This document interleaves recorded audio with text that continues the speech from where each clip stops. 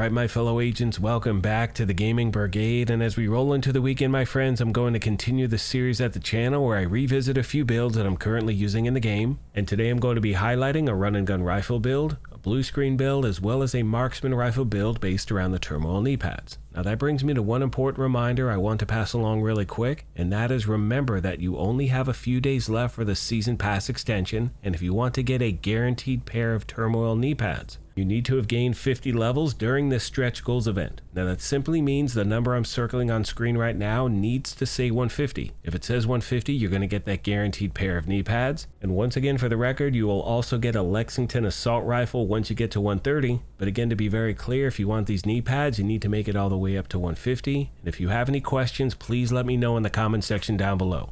On that note, I'm going to cut right to the build breakdowns. I will leave timestamps in the video description down below. That way you can bounce in between the builds anytime you want.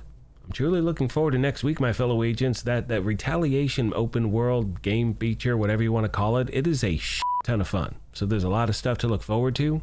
Please let me know of any other questions you have I did not address. Thank you once again for the privilege of your time. And with that being said, let's cut right to the footage. Now starting with the specialization, we are using Technician. The main reason for that is because that gives us access to the linked laser pointer, because when we have that equipped, it means every single enemy we target is automatically going to be pulsed, which comes into play with one of the talents we have equipped. And always remember, make sure you have the rifles activated in that weapon skill tree. That way not only are you getting that 15% weapon damage bonus, but that also gives you access to the ability to equip the linked laser pointer. Now, before we go over the primary and secondary weapon, I want to talk about the mask, which is obviously the Tinkerer, and the reason this is so effective is because of its talent abridged. If your primary and secondary weapons are not exotic or named and of the same type, the secondary weapon's talent will also be applied to the primary weapon. Now that does not apply if the primary or secondary weapon talents includes weapon swapping, and it does not apply if the primary and secondary weapon talents are the same. So you cannot stack close and personal, you cannot stack, let's say streamline, things like that. Now as you can see on screen, my primary for this build is an Urban MDR. This thing hits like a truck, and I'm using the talent Flatline, and that is going to amplify weapon damage by 15% to pulsed enemies, and it says after 4 kills it applies pulse to the next enemy you hit. But once again, because we have that linked laser pointer equipped, every single damn enemy we target is going to be pulsed, which means that talent is going to be running non-stop. Now my secondary talent is the Talent Killer, and with that talent, killing an enemy with a critical hit grants 70% crit hit damage for 10 seconds. And when it comes to your secondary rifle, you can use any rifle you want, just make sure it has the Talent Killer because that's its sole purpose. Again, you are pulling the talent from the second weapon to the first one, and you're getting a combination of the two when your primary is equipped. Now moving on to the body armor, it's the one piece of Grupo that is going to give us an extra 13% crit hit damage bonus. And as you can see, I'm using the talent Obliterate. Critical hits are going to increase total weapon damage by 1% for 10 seconds, stacking up to 20 times. Next we have the holster. It's the first of 2 pieces of the Zoo Baran set. That is going to give us 15% mag size and 20% rifle damage. Next we have the knee pads. It's the one piece of Overlord. They are the named Fox's Prayer. That gives us 10% rifle damage bonus, and that middle attribute 8% damage to targets out of cover. Next we have the gloves, which is the second piece of the Zoo brand set. Last but not least, my friends, we have the backpack. It's the one piece of Cheska. That's going to give us an extra 8% crit hit chance bonus, and we're running with the talent Unstoppable Force. And with that talent, killing an enemy increases total weapon damage by 5% for 15 seconds. It's going to stack up to 5 times. And one thing you'll notice is that on every single piece of gear, I'm doing my best to stack crit hit chance and crit hit damage everywhere I can. And you'll also notice a lot of these pieces are not fully optimized as yet, so it can definitely be improved. As far as the skills are concerned, I'm using a combination of the Crusader Shield and the Artificer Hive, which is going to increase your shield duration and efficiency. When we take a look at the numbers, you can see I'm sitting at 55.8 crit hit chance, 172.1 crit hit damage. 2 important details when we look at those numbers. First of all, those numbers are going to be dependent on not only the gear you have equipped, but having a Shade Watch of level 1000. And secondly, I'd like to point out that in all the gameplay footage you are looking at, there are no global modifiers running whatsoever. The reason for that is I want to ensure that whenever you see this video, you know exactly what the build can do without any special events. Hope this helped you out, my friends, and as always, questions, comments, or feedback, please let me know. Can't give up. There could still be survivors inside.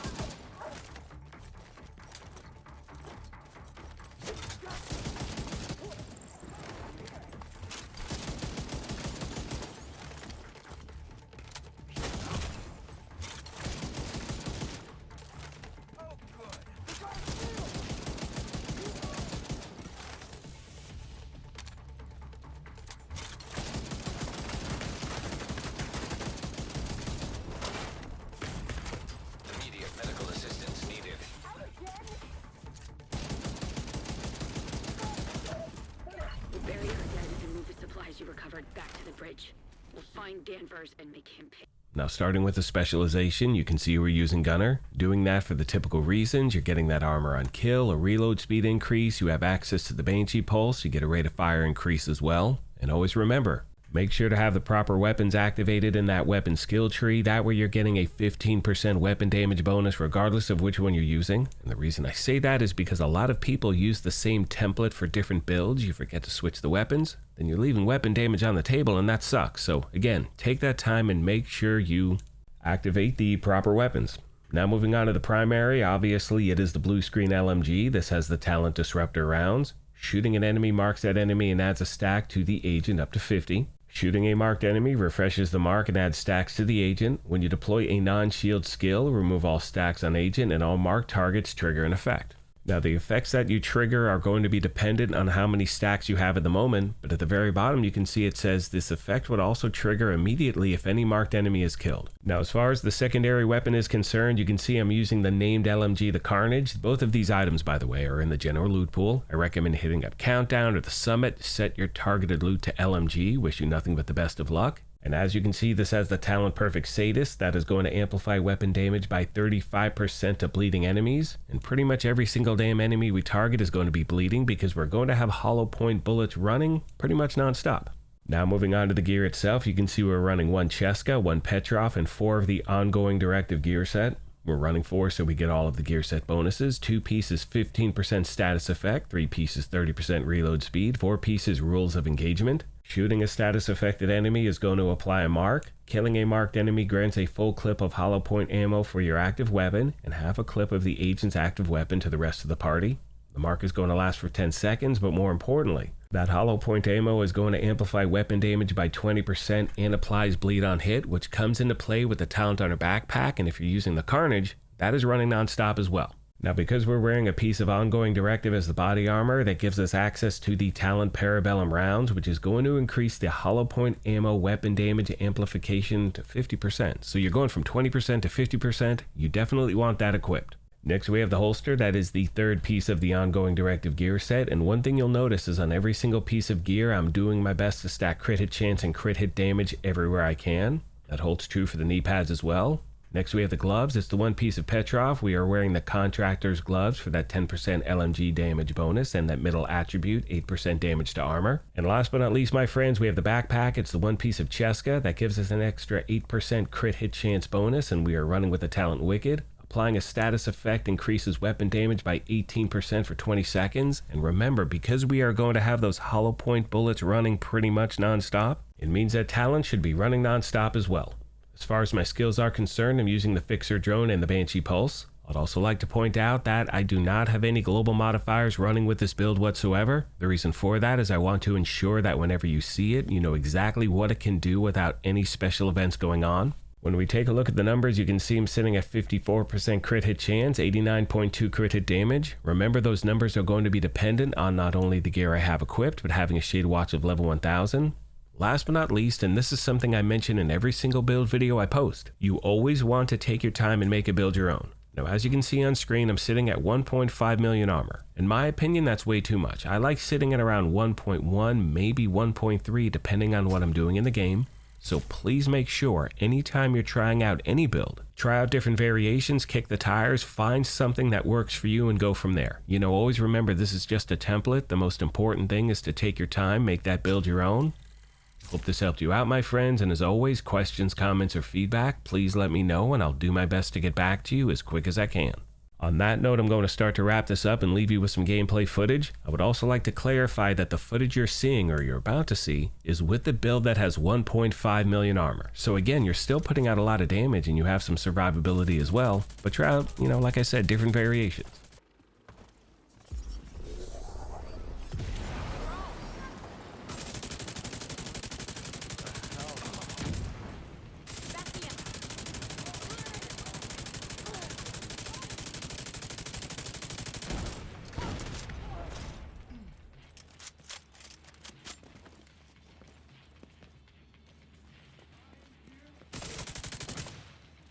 Will be punished.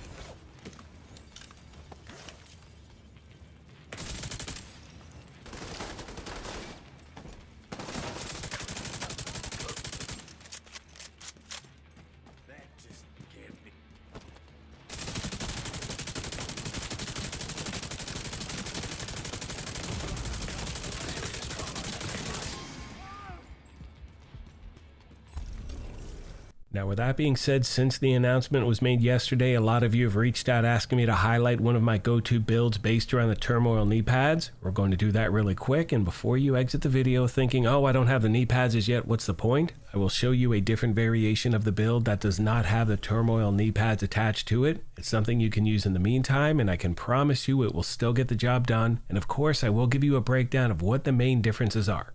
Now, starting with the specialization, you can see I'm using sharpshooter, doing that for a bunch of different reasons. First of all, for those of you that do like to scope in, you do have access to the digital scope. This is also going to give you an extra headshot damage bonus. You get some extra stability, you'll get some extra armor when you're in cover. And always remember to make sure you have the proper weapons activated in that weapon skill tree. That way you're getting a 15% weapon damage bonus regardless of which one you're using.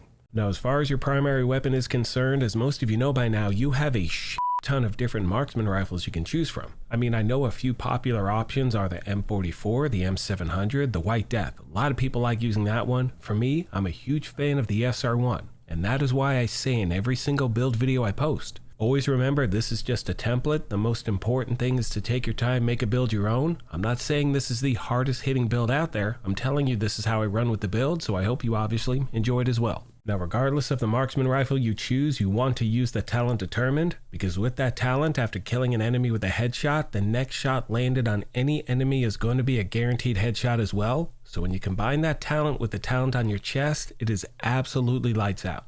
Now, as far as the rest of the gear is concerned, as you can see, I'm running with 3 Hotshot, 1 Walker and Harris, 1 Cheska, and the Ninja Bike backpack, which is what we are starting with. Now, this has the talent Resourceful. It slots in with any equipped gear set and or brand set item to fulfill a requirement towards unlocking a gear set's bonus. Can unlock bonuses from multiple sets simultaneously. Now, that simply means, even though we only have 3 pieces of the Hotshot gear set equipped, we do get that 4-piece bonus.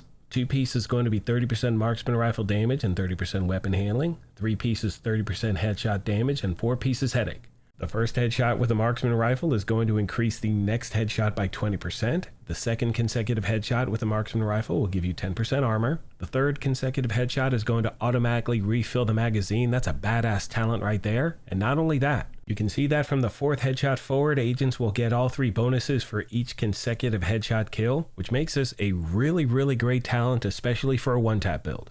Now, moving on to the body armor, it's the 1 piece of Walker and Harris, but because we are wearing the Ninja Bike backpack, we do get 2 brand set bonuses, which are 5% weapon damage and 5% damage to armor. And you can see I am using the named body armor, the Chain Killer, and if you do not have this, I recommend hitting up the summit or countdown, set your targeted loot to Walker and Harris. You should be able to pick up one pretty damn quick.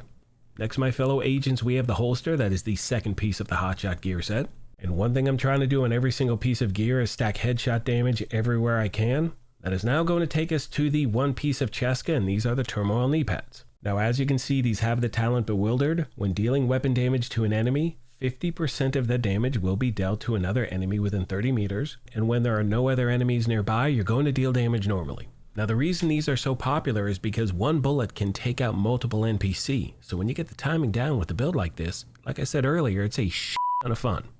Last but not least, we have the gloves. That is the final piece of the Hotshot gear set. And as far as my skills are concerned, for this version of the build, I'm using the Booster Hive and the Fixer Drone. I would also like to mention I do not have any global modifiers active whatsoever, and the reason for that is I want to ensure that, whenever you see this video, you know exactly what this build can do without any special events going on. Now, as I promised at the very beginning, for those of you out there who may not have the turmoil knee pads as yet, in the meantime, equip a piece of HG. Now, the major difference is going to be with the turmoil, you can take out multiple NPC with 1 bullet. With the HG, 1 bullet, 1 NPC. Hope this helped you out, my friends, and as always, questions, comments, or feedback, please let me know, and I'll do my best to get back to you as quick as I can. On that note, I'm going to leave you with some gameplay footage and commentary. As always, I want to take a moment and thank you all for your incredible continued support. Please let me know of any other questions you have I did not address. Thank you once again for the privilege of your time, and as I mention at the end of every one of these, take care of yourselves, be kind to each other, and we'll talk to you soon. Thanks again, everyone.